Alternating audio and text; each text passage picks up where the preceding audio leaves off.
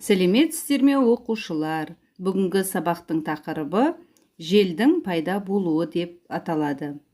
Оқу мақсаттары: оқылым стратегияларын қолдану, жалғаулар мен шылаулардың ерекшеліктерін ескере отырып, үндестік заңына сәйкес орфографиялық нормаларға сай жазу. Сабақты бастамас бұрын мына бейнероликке көңіл аударайық.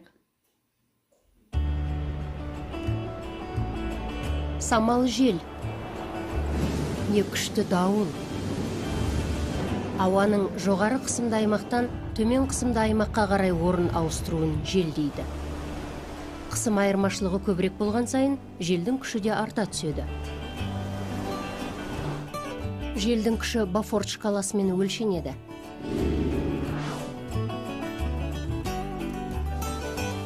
Күші бірге тең болғанда біз желдің бар жоғын байқамауымыз да мүмкін. Күші 10-ға тең болғанда өзімізді тік ұстап тұруымыз екіталай. Жергілікті желдер жүйесі жер бедері әртүрлі аймақтар арасындағы қысымды теңестіреді. Мысалы, құрлық пен теңіз, таулар мен аңғарлар. Сондай-ақ ғаламдық желдер жүйесі бар.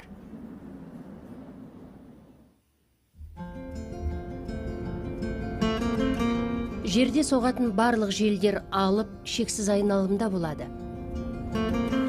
Олар мүлдем жел соқпайтын аймақтан, яғни экватордың тымық белдеуінен басталады.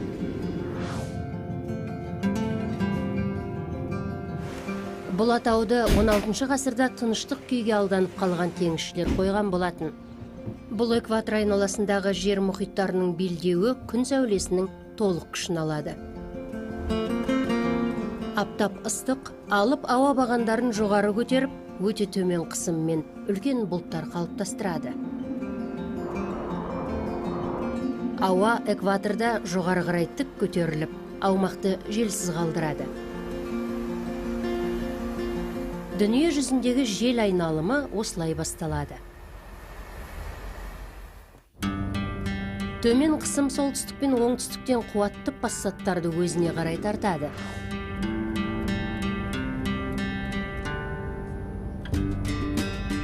Бұл жылы ауа жерге түсер алдында мыңдаған километрді басып өтеді. Содан кейін осы айналым тағы да қайталанып, полюстерде қайтадан 6 алып жел жүйесін қалыптастырады. Олар үнемі жер температурасын тепе-теңдікте сақтауға тырысады. Осы жел жүйелері болмағанда экватор анағұрлым ыстық болар еді. Ал полюстер тіптен суық болатын еді. Осылайша алып жел айналымы бүкіл ғаламшардың жылу жүйесін реттеп отырады. Балалар, табиғаттың таң қалдыратын тұстары өте көп. Енді 6-шы беттегі бірінші тапсырма. Мәтінді жақсылап оқимыз. Жел қайдан соғады деп аталады. Және ой түрткі сұрақтарға жауап береміз. Жел дегеніміз не? Желдің қандай түрлерін білесіңдер? Желдің соғуына жер бетіндегі температураның қаншалықты әсері болуы мүмкін? Түбір мен қосымшаның жігіндегі сөз бен сөздің арасындағы дауысты және дауыссыз дыбыстардың көршілес дауыссыз дыбысқа ілгерінді және кейінді ықпал етіп өзгертуін дыбыс үндестігі дейміз. Дыбыс үндестігі екіге бөлінеді: ілгерінді ықпал, кейінді ықпал. Ілгерінді ықпалды, кейінді ықпалдың да астында айтылу жазылуына мысалдар берілген. Мұқият оқып, естеріңе сақтап алыңдар. Мысалы, ащы айтылғанда ш боп айтылады, жазылғанда с боп жазылады. Кейбір ғалымдар үндестік жағын 3-ке бөледі: ілгерінді ықпал, кейінді ықпал, тоғыспалы ықпал. Тоғыспалы ықпал біріккен тіркес сөздерде екі дыбыстың бір-біріне әсер етуі. Алдыңғы дыбыстың да, кейінгі дыбыстың да бір-біріне әсер етуі. Дос-жан. Екі дос жан деп жазылады. Ал сының жыға, жының сыға әсер етуінен екеуі де ш болып естіледі. Екі ш болып естіледі. Тура осылай кейінді ықпалды, ілгерінді ықпалдарға да дәл қазір мысалдармен дәлелдейін. Құрметті оқушылар, Міне бүгінгі өтіп отырған дыбыс үндестігіндегі ілгерінді ықпалға тоқталатын болсақ, ілгерінді ықпал алдыңғы дыбыстың соңғы дыбысқа әсер етуі.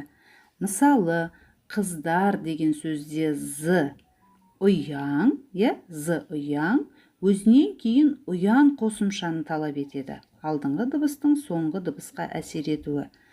Тар дегенде қатаң қосымшалы сөзі дыбысы бар қосымшаны талап етпейді. Қыздар дейміз, қызтар деп айтпаймыз. Кейінді ықпал соңғы дыбыстың алдыңғы дыбысқа әсер етуі.